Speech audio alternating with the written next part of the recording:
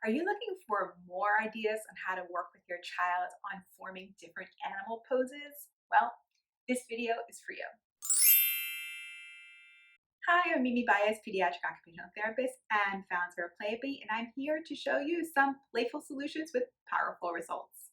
Today, I want to talk to you about an exercise I call Cow Cat Dog Dolphin.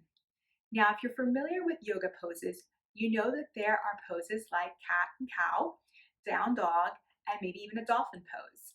This is a great activity for kids to work on spending time on their hands and knees and making sure that they can move independent parts of their body without everything else moving with it. So you can start this out with even your preschoolers.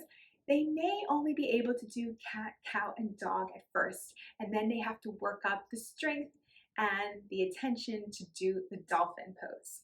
First, you want to have your child get down on their hands and knees, and they are going to have their head pointing towards the ceiling. This is going to be their cow pose, and you might actually want to have them say moo to help them make it a little more fun. Then they're going to transition into the cat pose, and they're just going to slowly put their head down, maybe even arching their back slightly. So you want to make sure that your child is keeping their hands nice and still on the floor with their hands flat and open. And you also want to make sure when they're lifting up their head up and down that not everything else is moving along with it. So they shouldn't be sitting back on their heels, and they shouldn't be reaching up to their fingertips to stabilize themselves. If they are, this is a sign that perhaps they have retained reflexes, and this is an exercise that they really do need to work on. Now, transitioning from the cat to the dog is going to be as simple as lifting up their knees off the ground. So their head is going to stay down, their hands are going to stay flat on the floor, and their knees are going to lift up so that they're forming a triangle with the floor. Now, here's where it can get a little trickier for some kids.